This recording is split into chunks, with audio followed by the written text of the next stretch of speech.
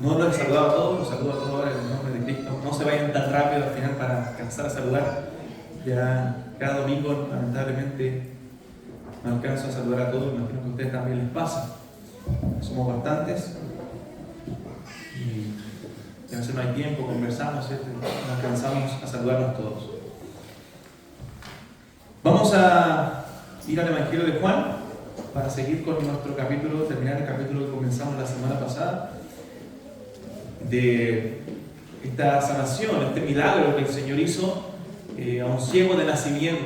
Imagínense, uno lo lee a veces y nos impresiona con estos grandes testimonios de la palabra de Dios, pero es real, es algo realmente impresionante. El ver que el Señor sana a un ciego de nacimiento. ¿Cuánto usted ha visto eso con sus ojos? Esto no lo hemos visto quizás, pero en la palabra de Dios podemos impresionarnos con ese tremendo milagro de que una persona que no veía, que nunca había visto la luz, solo era tinieblas en su interior, tanto espiritualmente como físicamente, pudo ver luz, pudo ver a sus familiares, a sus seres queridos, por la obra poderosa de nuestro Señor Jesucristo. Pero no se queda ahí la historia. No solamente el Señor se preocupa de su vista, de que Él pueda ver físicamente, sino también de que Él pueda ver espiritualmente, ¿cierto? Y eso es lo más importante, y eso es lo que quiere el Señor hoy día. Si tú llegaste hoy sin esa vista espiritual, tú llegaste con problemas espirituales, tú dices, espiritualmente estoy oscura, ¿cierto? Necesito esa luz de Cristo. Bueno, mira a aquel que es la luz. Jesús es la luz del mundo, que puede alumbrar tu vida, tu corazón, que puede darte vista espiritual para que tú veas la luz del Evangelio de Cristo y puedas ver cuán precioso es Cristo, cuán grande es el Señor, cuán precioso es el Señor, que eso pueda traer salvación a tu alma. Vamos a orar y luego leer juntos el capítulo 9, verso 13 al 41. Vamos a terminar y quiero ya entrar al capítulo 10, que es precioso, ¿cierto?, acerca de el buen pastor. Oremos al Señor. Padre, damos gracias por tu inmensa bondad y misericordia. Gracias, Señor, porque podemos deleitarnos en tu palabra, podemos, Señor, predicar acerca de estas grandes verdades, Señor, que hay en la Escritura, acerca de este precioso milagro, Señor, de salvación en la vida del ciego. Padre, así como obraste en este hombre, obra también en los corazones nuestros, Señor, obra en los corazones de aquellos que no te conocen el día de hoy y que puedan entregar su vida, Señor, a Cristo. Oh Padre, que hoy con poder pueda resplandecer la luz del Evangelio en cada corazón. Te alabamos, Dios, y bendecimos tu nombre y pedimos tu gracia en Cristo Jesús. Amén. Hermanos, los que puedan, pongámonos de pie para leer este texto que es prolongado, largo, y vamos a leer alternadamente, ¿ya? Para leer este texto largo. Del verso 13 al 41. Dice la palabra del Señor. Llevaron ante los fariseos al que había sido ciego.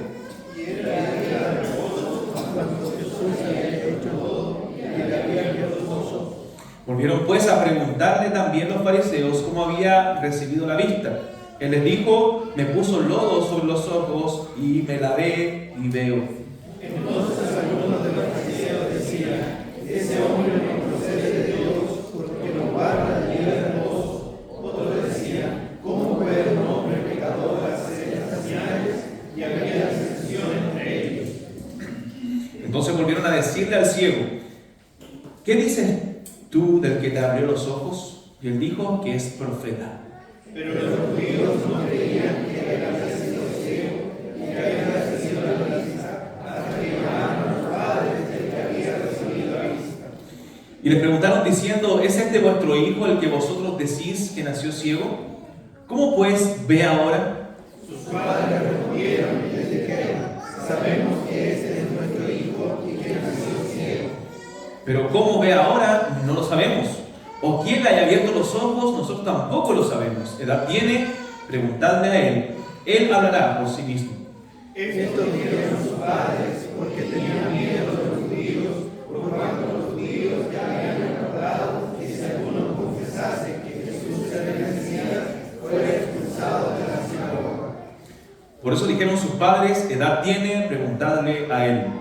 Entonces volvieron a llamar al hombre que había sido ciego y le dijeron, da gloria a Dios, nosotros sabemos atrevimiento de parte de los fariseos. Entonces él respondió y dijo: si es pecador no lo sé, una cosa sé, que habiendo yo sido ciego, ahora veo. Le volvieron a decir: ¿qué te hizo? ¿Cómo te abrió los ojos? Él le respondió: ya os lo he dicho, y no habéis querido oír. ¿Por qué lo queréis oír otra vez? ¿Queréis también vosotros haceros sus discípulos? Y le enviaron y dijeron: tú eres su discípulo, pero nosotros discípulos de Moisés somos.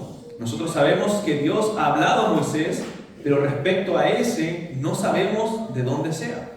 Respondió el hombre y le dijo: pues esto es maravilloso, que vosotros no hagáis de donde sea, y a mí me abrió los ojos. Y sabemos que Dios no oye a los pecadores, pero si alguno es temeroso de Dios y hace su voluntad, a ese oye. Desde el principio se ha oído decir que alguno abriese los ojos a uno que nació ciego. Si este no viniera de Dios, nada podría hacer. Respondieron y le dijeron: tú naciste de todo pecado y nos enseñas a nosotros, y le expulsaron. Oyó Jesús que le habían expulsado y hallándole le dijo: ¿crees tú en el Hijo de Dios? Respondió él y dijo: ¿quién es, Señor, para que crea en él? Le dijo Jesús: pues le has visto, y el que habla contigo, Él es. Y él dijo: creo, Señor, y le adoró. Dijo Jesús: para juicio he venido yo a este mundo, para que los que no ven, vean, y los que ven, sean cegados. Entonces algunos de los fariseos que estaban con él, al oír esto, le dijeron: ¿acaso nosotros somos también ciegos? Jesús le respondió: si fuerais ciegos, no tendríais pecado, mas ahora, porque decís, vemos, vuestro pecado permanece. Tomen asiento, hermanos, muchas gracias. El domingo anterior nosotros vimos cómo el Señor demostró compasión, ¿cierto? El amor, la compasión, el servicio de Cristo, que hablamos hace un rato, hacia un hombre ciego de nacimiento, que era miserable, que estaba destinado a pedir limosna debido a su condición, a vivir ahí en el templo, quizás al lado, pidiendo dinero, y en una condición realmente denigrante, terrible, triste. ¿Cierto? Hablamos de cómo nosotros a veces vemos personas así en necesidad y a veces no nos duele, no nos compadecemos, y debemos ver a esas personas tan necesitadas del Evangelio como cualquier otra persona, una necesidad de Cristo en sus vidas. Sus discípulos se habían interesado en este hombre de manera equivocada, habían dicho: ¿quién pecó, este o sus padres? Estaban culpando quizás al pecado, pero eso eran personas menospreciadas en la sociedad, no solamente personas de escasos recursos, sino que eran menospreciadas socialmente, porque pensaba toda la gente que ellos habían cometido pecado y por eso estaban así, eran juzgados por su situación. Entonces los discípulos incluso pensaban que por su pecado este hombre estaba enfermo de nacimiento. Pero ¿qué hizo Cristo? Tuvo misericordia, como nosotros también debemos tenerla con aquellas personas, y aclaró que ese hombre era ciego para la gloria de Dios, para que las obras de Dios se manifestaran en él. Entonces dijimos también que antes de que él pudiera ver la luz, Jesús había manifestado en textos anteriores como la luz del mundo. Él es la luz, y él podía dar luz, podía dar vista a los ciegos, y echó lodo, ¿cierto?, en los ojos de este hombre, y luego le mandó a lavarse a Siloé. Y este hombre fue sano, este hombre obedeció la instrucción, este hombre tuvo fe y creyó en las palabras del Señor, y fue y se lavó y fue sanado, regresó viendo. Tremendo milagro del Señor. Pero no solamente quedó ahí la historia, como ya lo leímos, no solamente con la sanidad de este ciego, sino Cristo, a través de ese milagro, dio testimonio que realmente era la luz del mundo. Hermano, Cristo es la luz. Amigo mío que nos visita hoy, Cristo es la luz. Solo en Él puedes hallar verdadera luz a tu alma, a tu corazón. Así como este hombre halló la luz, tú también puedes hallarla en Él, porque nuestra vida, nuestra alma sin Dios se encuentra en tinieblas. El mundo sin Dios está en tinieblas. Por lo tanto, necesitamos la luz de Cristo. Dice la Biblia en Corintios, y lo leímos la semana pasada, que el Dios de este siglo, hablando del diablo, el enemigo, ha cegado el entendimiento de los incrédulos para que no les resplandezca la luz del Evangelio de Cristo. Pero a nosotros, dice a los creyentes, nos ha resplandecido la luz de Dios en nuestros corazones. Entonces este ciego de nacimiento fue sanado de este terrible mal, Cristo obró milagrosamente, esto impactó a la gente, pero este hombre fue llevado ante los fariseos, ¿cierto? Porque causó alboroto toda esta situación. Recuerden que la ley civil de aquellos tiempos era una ley religiosa también. Los fariseos eran los que regían y los saduceos toda la nación de Israel. Ellos controlaban todo, no solamente lo religioso, sino también lo cívico. Entonces tenían que ellos saber qué era lo que estaba pasando. Ahora el texto siguiente nos da otro dato, que Jesús sanó en un día de reposo. Era un día de reposo. ¿Qué era el día de reposo? Bueno, era el séptimo día de la creación, el día sábado, porque bíblicamente la semana comenzaba el día domingo, era el primer día de la semana, y concluía el séptimo día, que era el día sábado, el día de reposo, el día que Dios había cesado su obra de la creación y lo había dado para el descanso del hombre, para el descanso físico y espiritual del hombre. Entonces, en ese día que según la ley oral de los judíos, no la ley de Dios bíblica, sino la ley oral de los judíos, estaba prohibido sanar aquel día. Entonces Jesús sana en ese día y estos hombres estaban enojados, airados, molestos, porque Jesús había hecho este milagro en un día en el cual, según ellos, estaba prohibido. Y uno dice, quizás estos hombres estaban tratando de ser fieles a la ley, a interpretar la ley de Moisés de manera estricta, pero no, estaban haciendo una caricatura exagerada de lo que era la ley de Dios, porque la ley de Dios no decía eso. Estaban imponiendo ellos sus reglamentos humanos, sus tradiciones, porque ignoraban el espíritu verdadero de la ley. ¿Qué decía Jesús? ¿O qué dijo Jesús acerca de la ley? Él dijo en Marcos capítulo 2 que el día de reposo fue hecho por causa del hombre y no el hombre por causa del día de reposo. O sea, el Señor estableció ese día de descanso para el bien del hombre, no para aplastarlo bajo reglas, ¿cierto?, que no estaban en la palabra de Dios, sino que el hombre en ese día pudiera disfrutar de la comunión con Dios y también del descanso, del reposo de sus labores cotidianas. Que el hombre se dedicara en ese día a la adoración pública y a la adoración privada de Dios.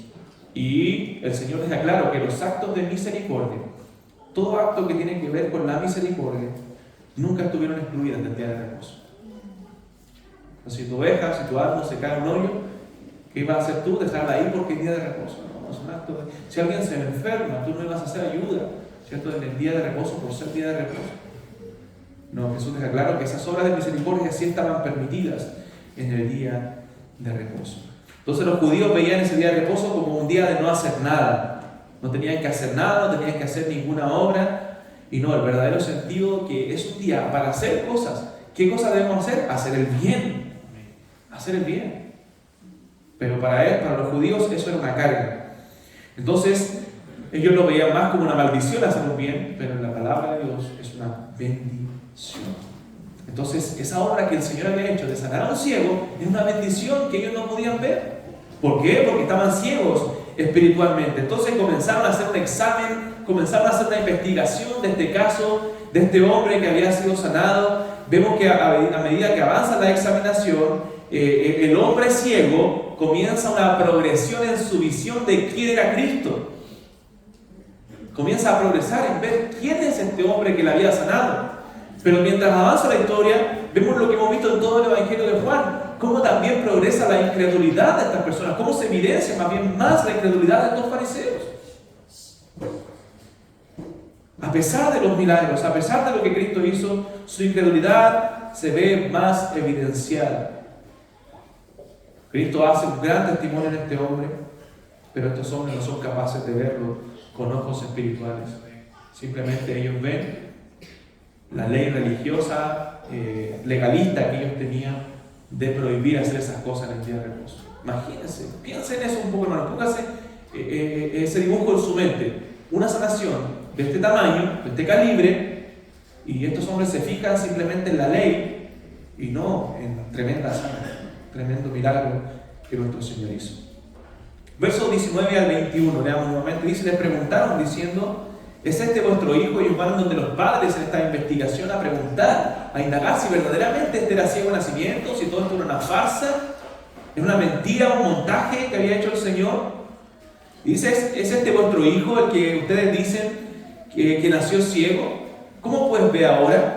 Sus padres respondieron y le dijeron, sabemos que este es nuestro hijo y que nació ciego, pero ¿cómo ve ahora? No lo sabemos, o quién le haya abierto los ojos, nosotros tampoco lo sabemos. ¿Qué edad tiene? Preguntadle a él, él hablará por sí mismo. Obviamente actuaron así por miedo, ya que los fariseos habían dicho que si alguien actuaba en contra de sus creencias, ¿cierto? O decía que Jesús era el Cristo, el Mesías, era una blasfemia para ellos, y lo expulsaban de la sinagoga, lo echaban de la religión.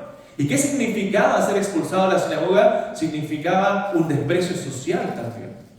Todo aquel que no era parte de la sinagoga era despreciado por la sociedad, era algo realmente grave en aquellos tiempos. Porque todos los ámbitos de la vida se involucraban con lo religioso. De hecho, usted lo ve eso en la Biblia. En 1 Corintios, los gremios que había en la Grecia antigua, ¿cierto?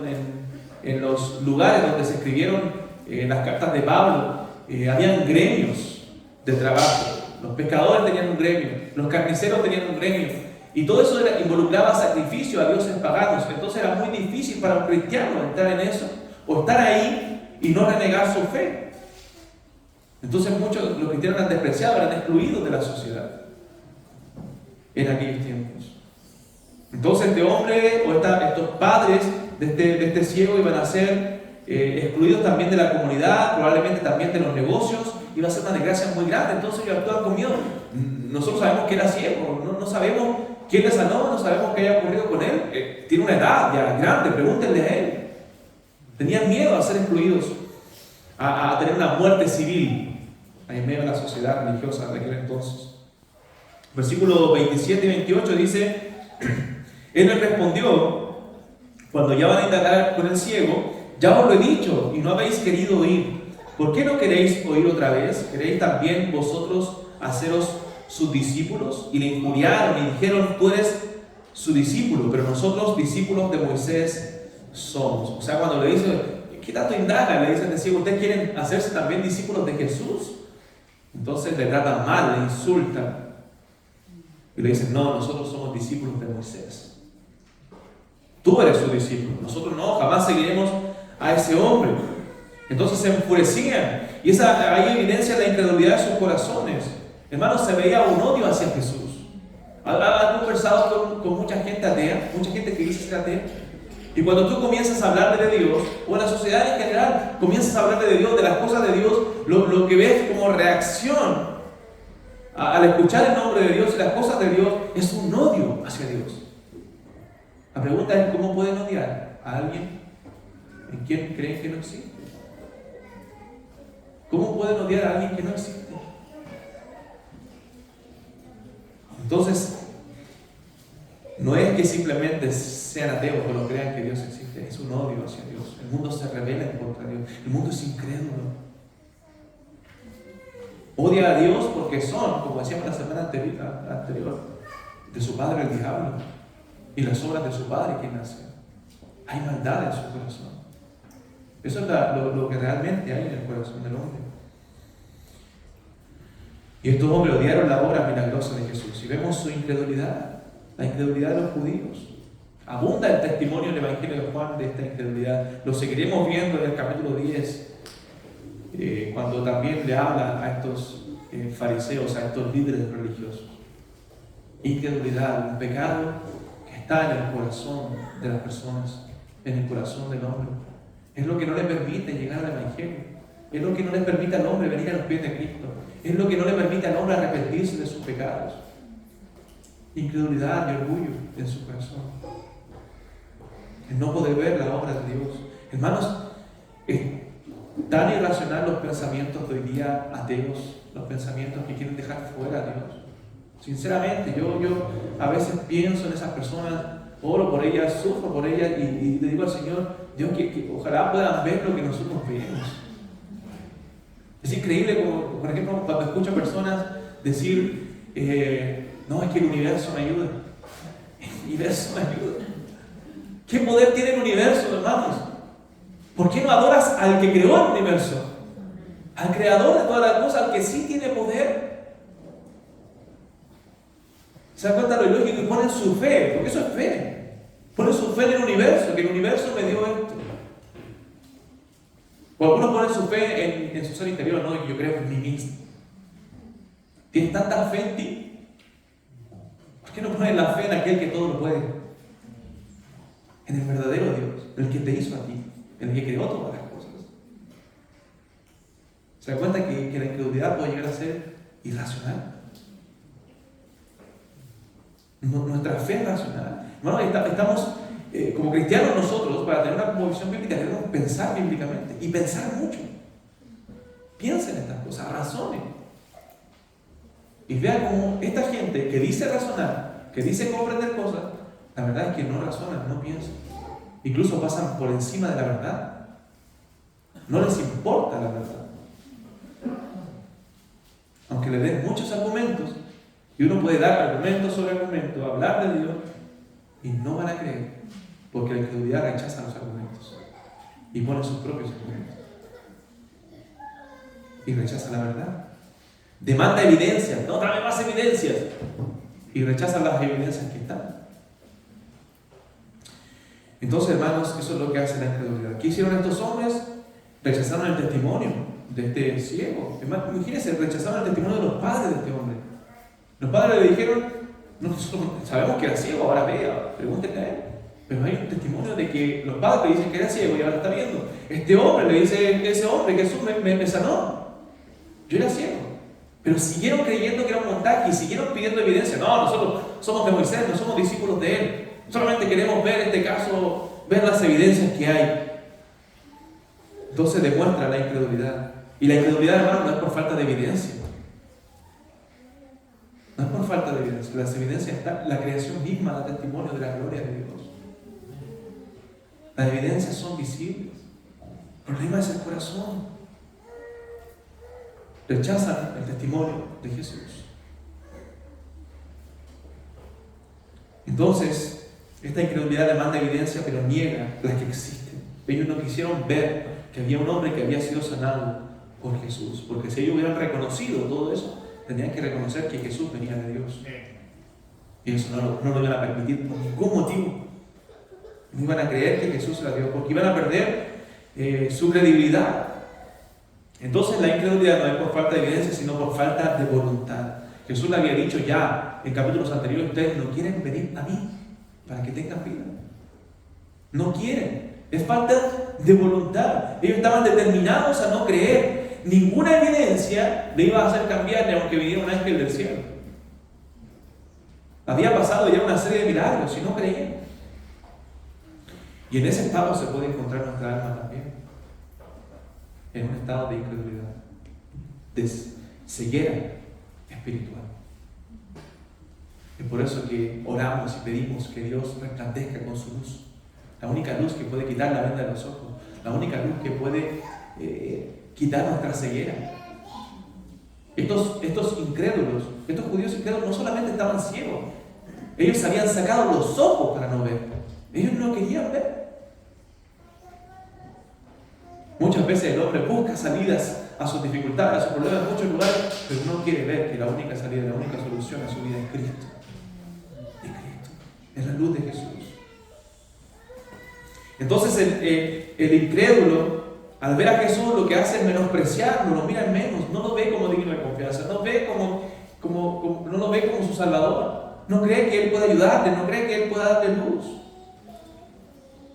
Estos hombres, al escuchar a Jesús, se burlaban, eran sarcásticos, lo menospreciaban, deseaban que Jesús sea de otra forma, y eso es lo que el hombre quiere, que Jesús sea de otra forma, no como la Biblia lo dice. Cuando se encuentran con lo que la Biblia dice, dicen lo mismo que la multitud que seguía a Jesús. Dura es esta palabra, que es la voz de hoy.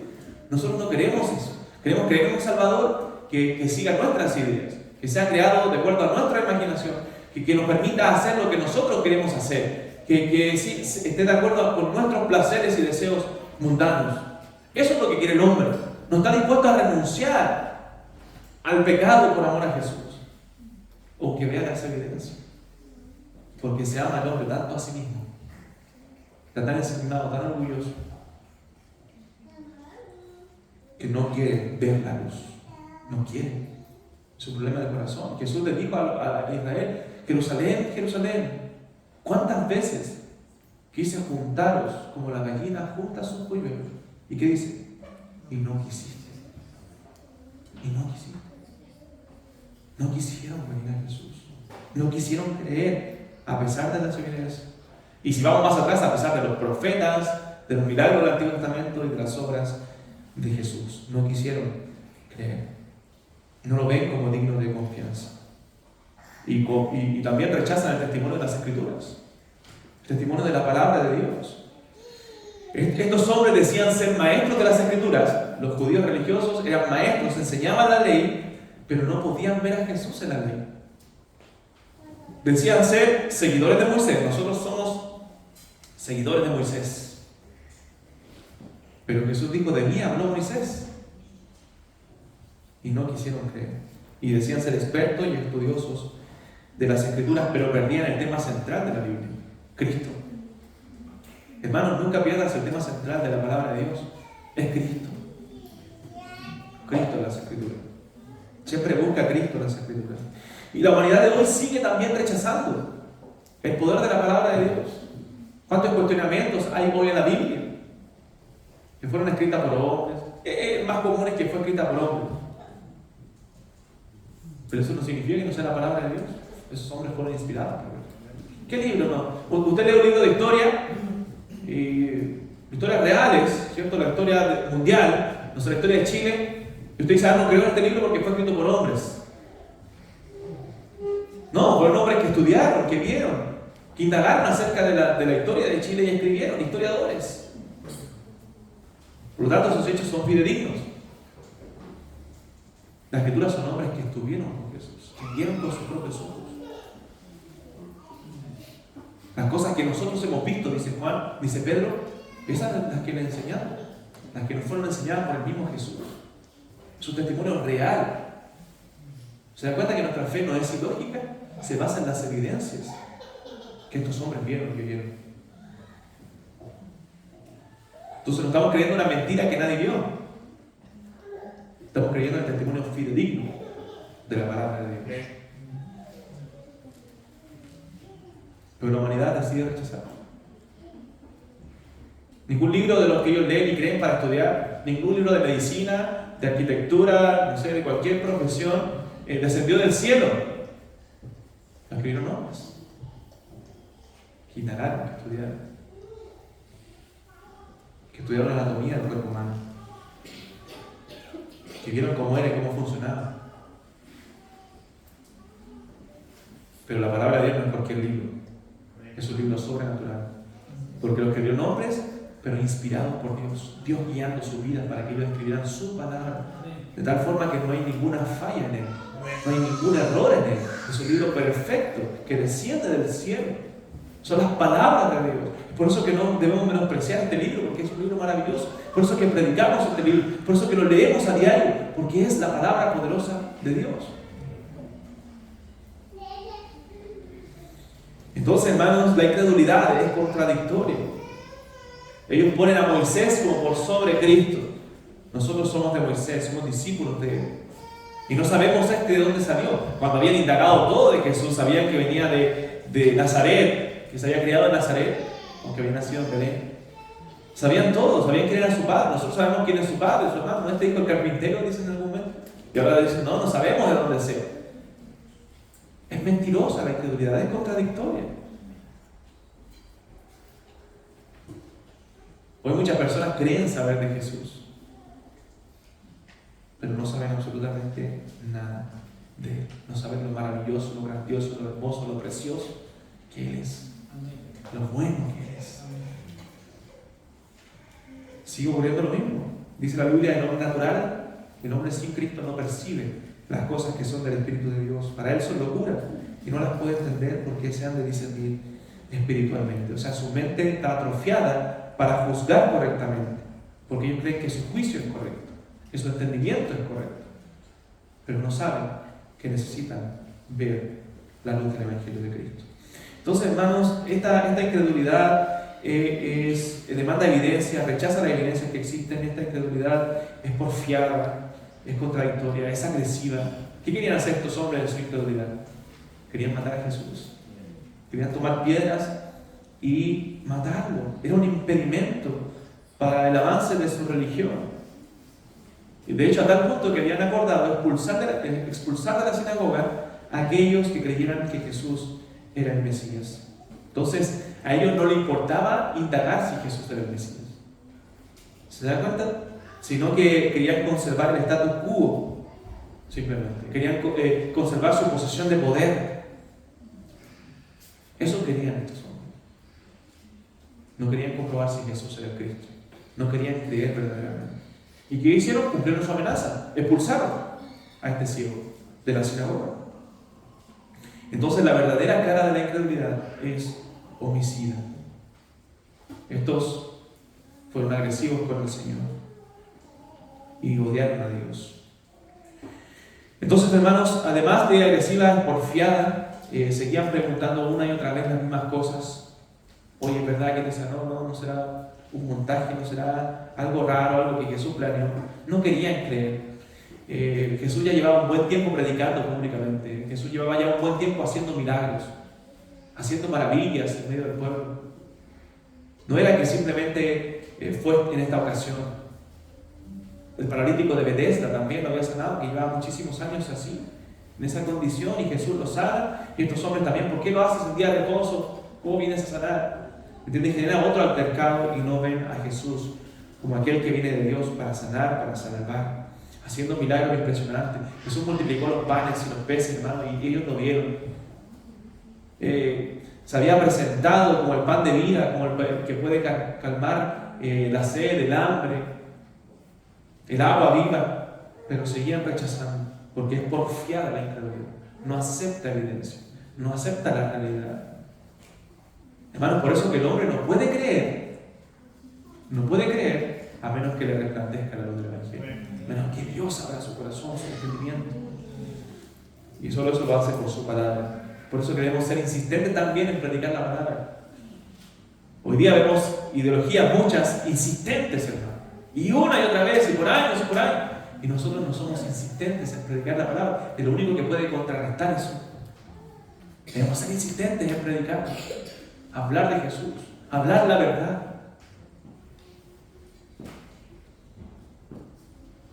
La verdad es una sola. No vendamos la verdad. Pero ahí se compra la verdad y no la vendas. No vendas con facilidad la verdad. Hoy día vemos un mundo que ve todo relativo. Esta es tu verdad, mi verdad.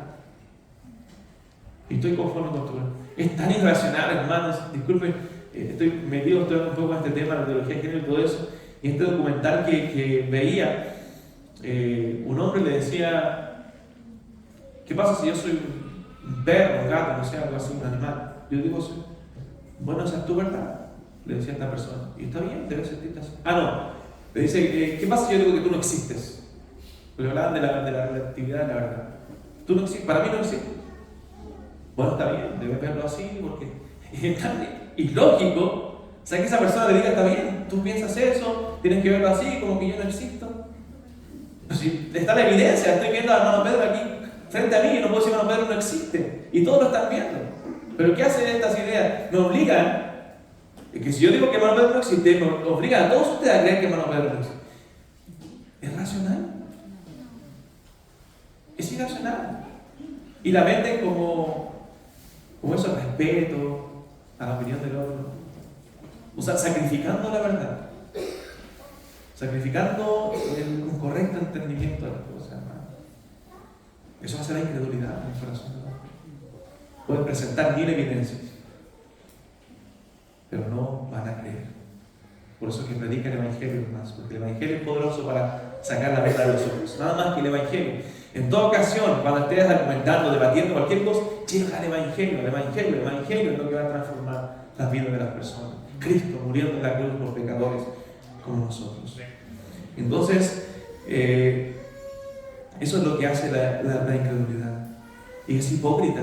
Estos hombres religiosos eran hipócritas. Ellos decían creer en Dios. Y ellos dicen: hombre, da gloria a Dios. O sea, hermanos, es realmente contradictorio, realmente hipócrita. Ellos querían hacer ver que se preocupaban de la gloria de Dios. Yo estoy preocupado en esta investigación de que Dios sea glorificado. Y no, lo que me importaba era su poder, su interés. Entonces los incrédulos darán varias razones para explicar por qué rechazan a Jesús. Pero muchos de esos argumentos están fuera de la lógica y fuera de la verdad. Entonces también esta hipocresía, esta incredulidad, es orgullosa. El orgullo es la raíz, ¿cierto?, de la incredulidad. Son los pecados más profundos del corazón del hombre, donde nacen todos los otros pecados, del orgullo y de la incredulidad. Versos 27 y 28, leamos nuevamente. Dice, él le respondió, ya os lo he dicho, y no habéis querido oír. ¿Por qué lo queréis oír otra vez? ¿Queréis también vosotros haceros sus discípulos? Y le injuriaron y dijeron, tú eres su discípulo, pero nosotros discípulos de Moisés somos. O sea, ellos decían, Moisés es más grande que Cristo. Eso estaban diciendo en su corazón. Moisés, al que nosotros seguimos, antes habían dicho Abraham. Recuerdan, somos hijos de Abraham por la sangre, por tanto tenemos salvación. Pero ahora no, nosotros somos discípulos de Moisés. Él es nuestro maestro, Él nos dio la ley. Esa ley nosotros obedecemos. Y poniendo a Moisés por sobre Cristo. Pero Cristo es mayor que Abraham, es mayor que Moisés. E incluso Cristo dice, de mí habló Moisés. Esto es supremo. Es digno de toda adoración. A Él debemos adorar, a Él debemos seguir. No seguimos a hombres, seguimos a Cristo. Aquí no hay seguidores de hombres, hay seguidores y discípulos del Señor Jesús. Él es nuestro Señor. A Él seguimos. Entonces, si podemos seguir la incredulidad hasta su raíz, bueno, la raíz es el orgullo. El incrédulo cree conocer mejor la realidad, ¿cierto? Cree tener mejores argumentos. ¿Por qué? Porque es orgulloso. Incluso algunos creen saber más de Dios que todos nosotros. Entonces, ese orgullo, hermano, nos condenará. Cuidémonos del orgullo. Cuidémonos de la incredulidad. Los creyentes también pueden tener grados de incredulidad. No este grado de incredulidad, de no creer en Dios, porque somos creyentes, pero puede haber grados de incredulidad en el poder de Dios, de dudar de lo que Dios puede hacer en nuestra vida. Pedro lo hizo cuando Jesús le dijo que caminara sobre el mar, y él fue a caminar y comenzó a ver las circunstancias, ¿cierto? Hermano Pablo habló de eso el día jueves, y comenzó a ver alrededor y comenzó a hundirse. No creyó en las palabras de Dios. A veces nosotros también dudamos de las promesas de Dios. Dudamos de lo que Dios puede hacer. Y a veces también somos orgullosos, somos autosuficientes, creemos que nosotros podemos. Y ese orgullo no nos hace depender del Señor. Debemos depender absolutamente de Dios. Saber quiénes somos y quién es Él. Porque Él lo sabe. La Biblia dice que Él conoce nuestra condición. Él se acuerda de que nosotros somos polvo. Y muchas veces porque Él sabe que somos polvo nos ayuda, nos tiende la mano, porque sabe que no podemos solos. Entonces, hermano, el orgullo cree que se puede conducir por la vida, que puede conducir por su propia prudencia sin Dios. Si tú llegaste hoy con un corazón orgulloso, si tú creías antes de estar aquí que no podías, o sea que podías hacer las cosas sin Dios, bueno, déjame decirte que estás equivocado. Que quizás había una venda en tus ojos, que solo Dios puede ayudarte, que solo Dios puede guiarte, que solo Dios puede sanarte, que solo Dios puede quitar la venda de tus ojos y darte luz para que puedas ver la luz del Evangelio de Cristo. Hermano, la incredulidad es necedad pura. Es un camino al infierno, es un camino a la destrucción. Es triste, hermano, me da tristeza. No solamente me da a veces rabia ver cómo hablan en contra de Dios, eso me molesta mucho, pero me da tristeza ver la condición de su corazón. Me da tristeza ver su interior y cómo dentro de todo esto que ellos profesan y dentro de sentirse libre, ¿cierto? Uno ve que en el fondo de su corazón ellos están sufriendo. Y si no lo están haciendo porque están tan cegados, bueno, me da tristeza saber que un día sufrirán eternamente en la condenación si no se arrepienten. Es triste eso. La Biblia dice que el necio dice en su corazón, no hay Dios. Es necio. Solamente una persona totalmente necia puede decir no hay Dios. Algunos dicen, no, el Evangelio, el creer en Dios es para protegerse de algo, para las personas inseguras se sientan seguras, los que han hecho mal, ¿cierto? Los que han hecho algún mal pueden estar bien y arrepentirse. O para los tontos. Algunos dicen, no, es para los tontos, ahí le quitan el cerebro. No, hermano. Vean la historia. Los grandes científicos del pasado, ¿saben? Todos decían, esto tan perfecto, la creación tiene que tener un origen divino. Tiene que haber una mente maestra. Albert Einstein no era ateo. Galileo no era ateo. Y así otros no eran ateos. Pero hoy se ha vendido la verdad. Pero ese no. El problema es la incredulidad del hombre y el diablo detrás de todo esto. El diablo queriendo deformar la verdad. Entonces la incredulidad es necedad pura, es producto de un entendimiento sumido en oscuridad, atrofiado, deformado, corrompido por el pecado. El pecado es lo que hace que un incrédulo sea un incrédulo. El diablo, el poder del maligno. El necio dice en su corazón, no hay Dios. Pero ¿cuál es la verdadera forma de ver? La verdadera forma de ver es espiritualmente, es con los ojos de Dios, bíblicos. Se dice, hay un dicho, que no hay peor ciego que el que no quiere ver. ¿Cierto? No hay un peor ciego que el que no quiere ver. Pero como dije, no solamente estos hombres no querían ver, sino que se habían sacado los ojos. Era peor que eso, era mucha su incredulidad. Confiaban en sí mismos, confiaban en su propia sabiduría, en su propio entendimiento, y no se daban cuenta que estaba frente a ellos la luz del mundo. Frente a ellos el mismo Señor Jesucristo. Y una frase parecía tomar fuerza en la vida de este ciego, de este hombre que había sido ciego.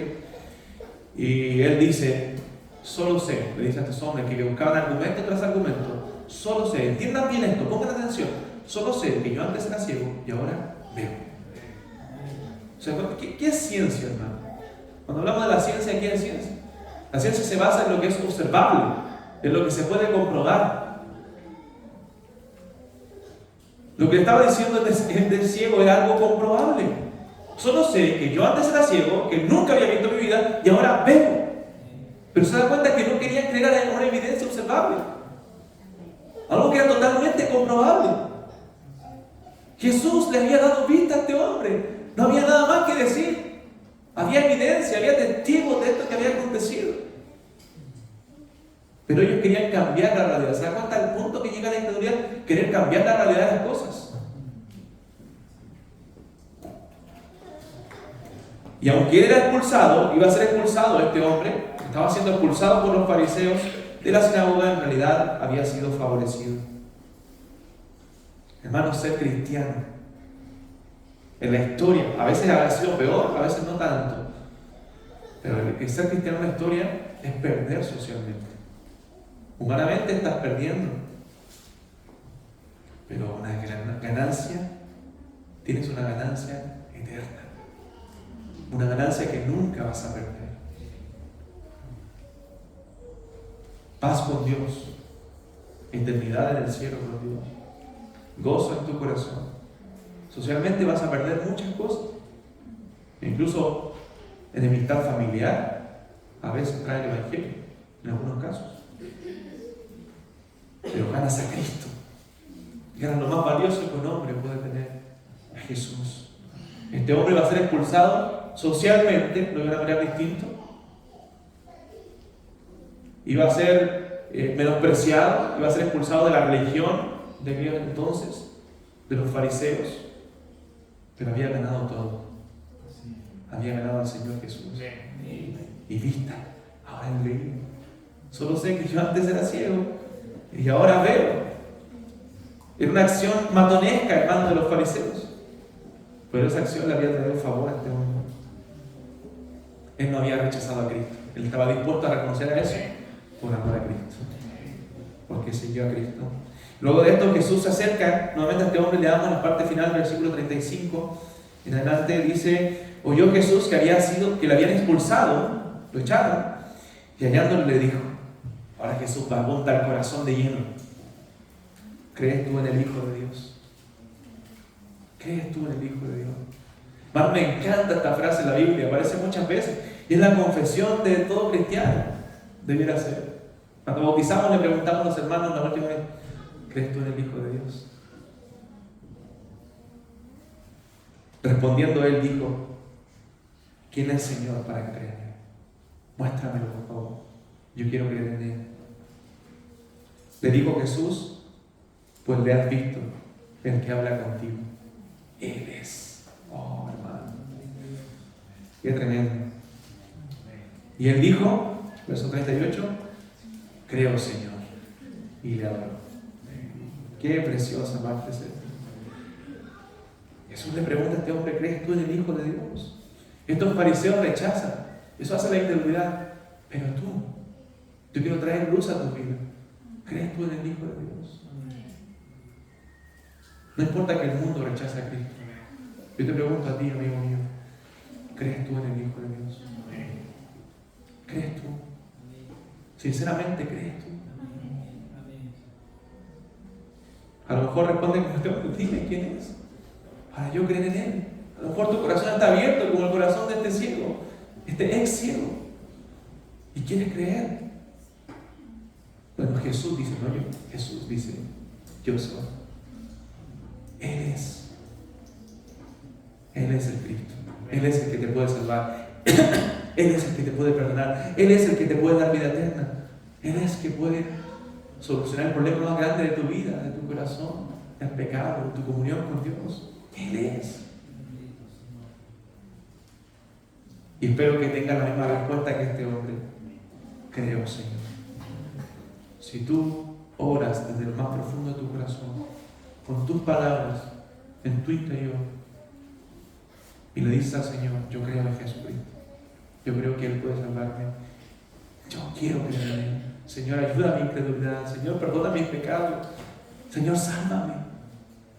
Créeme, vas a conocer el poder de Dios y vas a recibir la vista espiritual que solo Dios puede dar. Vas a ver por primera vez en tu vida espiritualmente, porque nacemos en esa ceguera, al igual que este hombre. Pero vas a poder ver la luz del Evangelio de Cristo. Jesús le dice a este hombre, yo soy el que habla contigo. Puedo tener un encuentro cercano, personal, con Cristo. Y se da cuenta que Cristo muestra su deidad aquí, que Él es Dios. Él le adoró. El único que puede ser adorado es Dios. Cristo es Dios. Es verdadero Dios. Hermano, qué glorioso registro de esto. Qué hermoso que quedó registrado. Que no solamente vemos la sanación física, sino la sanación del alma. Este hombre creyó con todo su corazón. Señor, creo. Y note que son palabras más, pero es algo tan profundo. Este hombre tiene que haberle confesado desde lo más profundo de su corazón al Señor Jesús. Creo, y le adoró. Y ya no quería separarse de Él. Y quería seguirle, quería adorarle por la eternidad. Porque eso quiere un cristiano, hermano, eso quiere mi corazón. Imagino si tú eres cristiano, quiere el tuyo también. Adorar al Señor Jesús por siempre. Porque Él es digno de ser adorado. Porque Él ha sido tan maravilloso con nosotros. Porque Él es tan precioso. Así también ocurre con nosotros. Primero Jesús abre nuestros ojos para que podamos verlo. Y una vez que lo vemos, no podemos hacer otra cosa más que creer en Él. Un hombre que ve el poder de Cristo, ve la maravilla de Cristo, no puede hacer otra cosa más que creer en Jesús. Pero los fariseos no podían verlo. Cuando tú ves a Cristo no puedes hacer otra cosa más que caer de rodillas delante de Él. Porque Él es maravilloso. Y adorarlo y alabarlo por su gloria. Ese hermano, es la consecuencia de que nuestros ojos vean. ¿Cuál es la consecuencia de que los ojos vean? Fe y obediencia, fe y adoración. Esa es la evidencia de que una persona realmente ha sido salvada por el Señor. Comienza a tener fe en Cristo, comienza a adorar a Cristo, a servir a Cristo, a amarle. Antes no nos interesaba, sí respetábamos al religioso, sí respetábamos que otros adoraran a Dios, sí creíamos que Dios existe, pero no, ahora tenemos fe y le adoramos. Es distinto. distinto, nuestra vida ha sido transformada. Esa es la verdadera forma de ver la gloria de Cristo, creer que Él es nuestra única esperanza, nuestra única salvación, nuestro único camino, que no hay otro fuera de Él. Que Él no es todo para nosotros, que Él es el agua viva, Él es el Señor, Él es el Creador, Él es el sustentador, nuestro libertador, nuestro ayudador. No hay nadie más que pueda acudir a nosotros para ayudarnos, para salvarnos. ¿Qué dice la palabra de Dios en el Salmo 121? Alzaré mis ojos a los montes. ¿De dónde vendrá mi socorro? Mi socorro viene de Jehová, que hizo los cielos y la tierra. Mi único socorro está en Él. Debes creer. No basta simplemente con decirlo. Debes creer y adorar. Tú puedes venir aquí fielmente todos los domingos. Puedes decir las frases sol y deo gloria. Nuestra vida es para la gloria de Dios. Pero cuando llega la hora de obedecer y adorar, desechas la palabra de Dios. No. El verdadero creyente adora, tiene fe. Porque ha visto la luz del Evangelio. ¿Has visto la luz del Evangelio? ¿Quieres creer en Jesucristo? ¿Has creído que Jesús es el Hijo de Dios? Y como le dice Jesús a este hombre, ¿crees tú en el Hijo de Dios? Te hago la nueva pregunta hoy. Cerramos nuestros ojos, vamos a orar.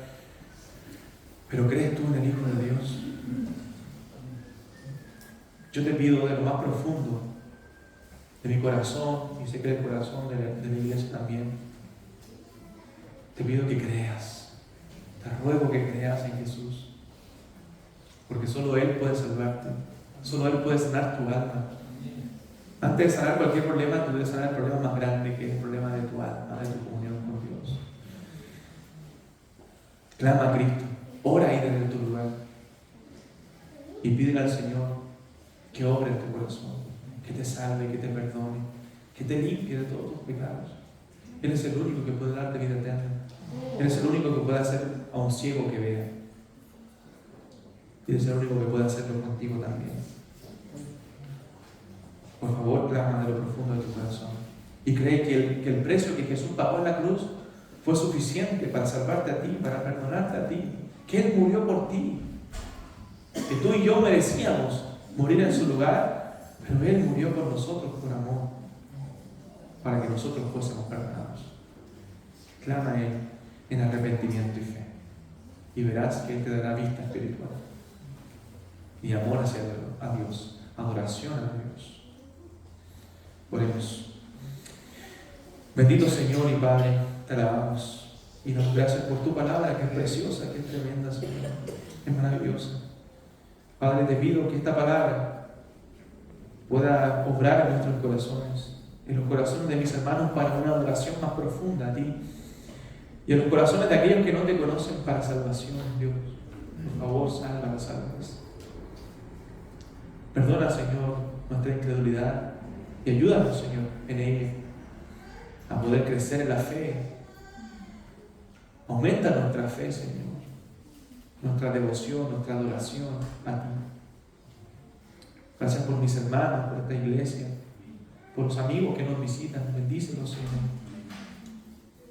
Y que esta palabra sentada en sus corazones pueda dar fruto de vida eterna. Te glorificamos, te exaltamos. En el nombre de Jesús. Amén.